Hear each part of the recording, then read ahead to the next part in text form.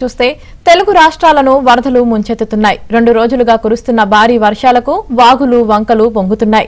చెరువుల కట్టలు తెగుతున్నాయి. ముఖ్యంగా ఉమ్మడి కృష్ణా, గుంటూరు జిల్లాలపై వరదల ప్రభావం తీవ్రంగా ఉంది. వరదలకు విజయవాడ అతలాకుతలమైంది. బుడమేరు ఉగ్రరూపం దాల్చడంతో విజయవాడలోని పలు కాలనీలు జలదిగ్బంధంలో చిక్కుకున్నాయి. అవనిగడ్డ, నందిగామలో ఎక్కడ చూసినా జల విలయాన్ని తలపిస్తుంది. విజయవాడ హైదరాబాద్ జాతీయ రహదారిపై భారీగా వరద నీరు ప్రవహిస్తుండటంతో రాకపోకలు నిలిచిపోయాయి. వరదలకు పలు రైళ్లను దక్షిణ మధ్య రైల్వే రద్దు చేసింది.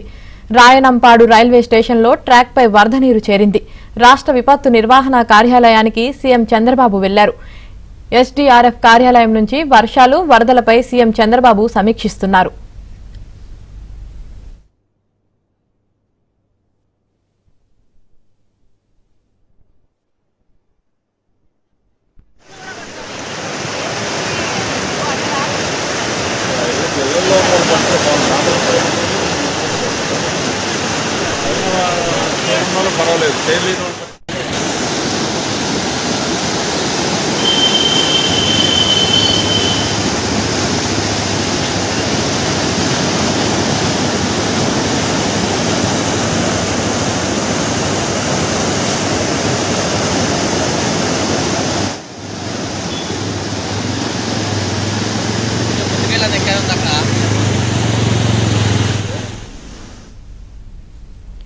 ఇటు తెలంగాణలోనూ భారీ వర్షాలకు పలు జిల్లాల్లో వరదలు ముంచెత్తుతున్నాయి. తెలంగాణలోని ఉమ్మడి ఖమ్మం, వరంగల్, మహబూబాబాద్ జిల్లాలో వరదలు బీభత్సం సృష్టిస్తున్నాయి.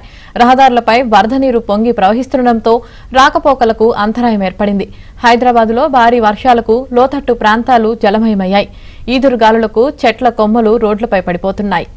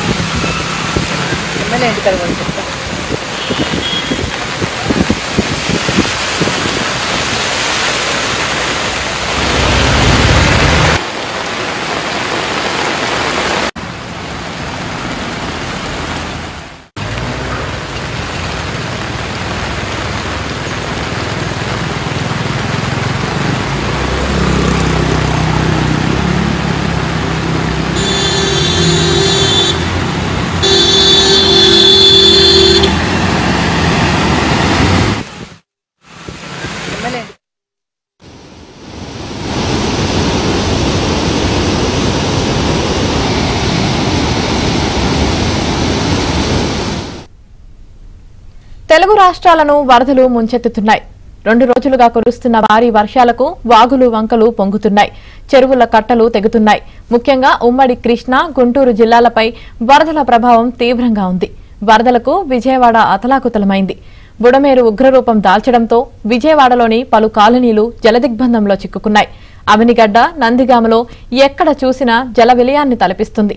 విజయవాడ హైదరాబాద్ జాతీయ రహదారిపై భారీగా వరద నీరు ప్రవహిస్తుండటంతో రాకపోకలు నిలిచిపోయాయి.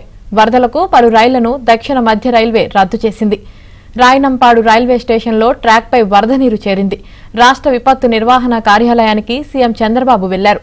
ఎస్డీఆర్ఎఫ్ కార్యాలయం నుంచి వర్షాలు, వరదలపై సీఎం చంద్రబాబు సమీక్షిస్తున్నారు.